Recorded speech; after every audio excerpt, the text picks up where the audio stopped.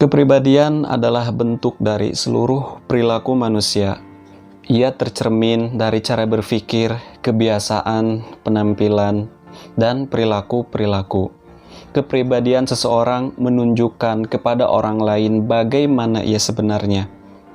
Akal memungkinkan manusia untuk membentuk pemahaman-pemahaman tentang nilai, status hukum, dan penyikapan terhadap suatu pemikiran atau fakta.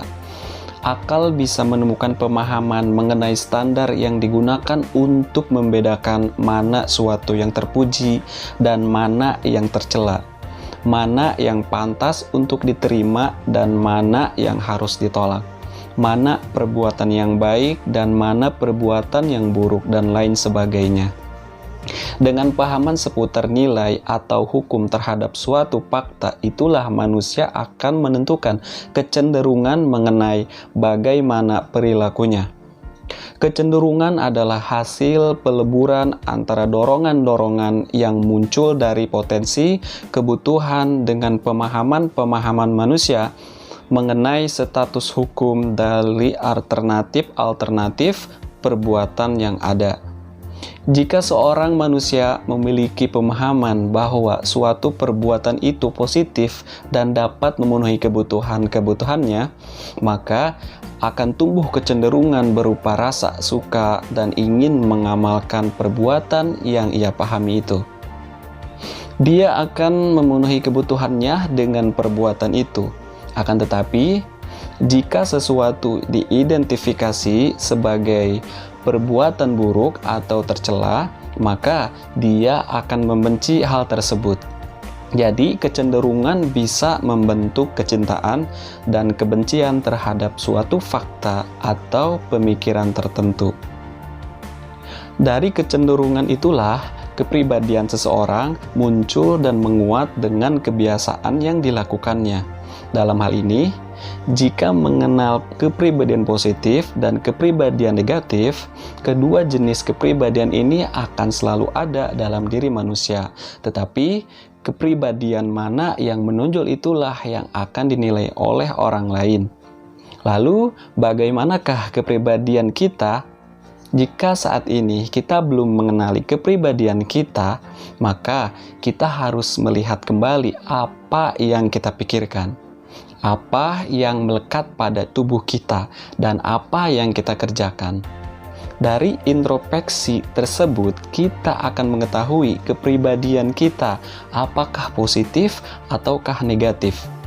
Jika ternyata kita memiliki kecenderungan pribadi yang positif, kita tinggal mengembangkannya. Namun, jika kita menemukan kecenderungan kepribadian kita sebagai negatif, kita harus membangun kepribadian positif dari awal. Pada dasarnya, orang yang memiliki kepribadian negatif masih punya sisi positif. Jika sisi positif itu dikelola dan dikembangkan, maka ia akan dengan mudah menyingkirkan sedikit demi sedikit kepribadian negatif yang ada pada dirinya.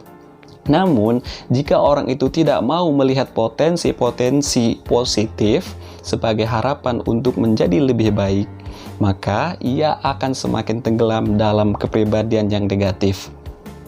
Mengenali kepribadian bukan untuk menjadi kebanggaan jika ternyata kita memiliki kepribadian yang positif. Jika kebanggaan itu tidak terkelola dengan baik, maka kita akan mudah terjerumus dalam kesombongan. Kesombongan ini bisa akan menjadi racun yang dapat menghancurkan kepribadian positif kita. Fenomena seperti ini jamak terjadi di tengah masyarakat. Mungkin kita pernah lihat orang yang gemar sekali bersedekah. Dia sangat rajin dalam urusan berbagi dengan orang lain. Dalam kaitan kepribadian, apa yang dilakukannya itu tentu saja tidak bisa kita bilang sebagai perilaku negatif.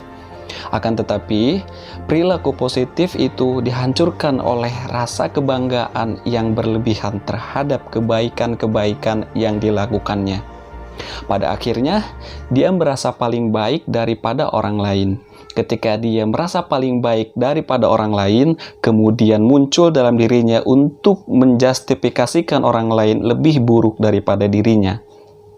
Alih-alih membangun orang lain untuk berbuat baik seperti dirinya, dia malah mendiskreditkan orang lain sehingga keluar kata-kata cemoohan dan lain sebagainya. Dari situlah masalah akan muncul, yakni kepribadian yang dilihat orang lain bukan kepribadian yang positif, tetapi kepribadian yang negatif. Jika dia mengendalikan perasaan bangga dan merendahkan hati, maka pribadi yang positiflah yang akan dapat dilihat oleh orang lain. Dengan begitu, orang lain akan mudah merasakan kepribadian unggul, tangguh, berpengaruh, dan memikat dari orang itu.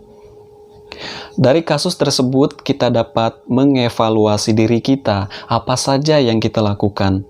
Apakah hal positif lebih mendominasi ataukah hal negatif yang lebih menguasai? Kita juga bisa menguasai merinci apa saja perilaku positif kita dan apa saja perilaku negatif kita. Ketika kita sudah menemukan detail klasifikasi perilaku-perilaku kita, kita tinggal memperbaiki yang kurang dan mengganti yang buruk. Jika kita dapat melakukan perbaikan terhadap perilaku-perilaku kita, orang akan dengan cepat melihat bahwa kita memiliki kepribadian yang positif. Namun, sesungguhnya memperbaiki diri itu bukan persoalan mudah.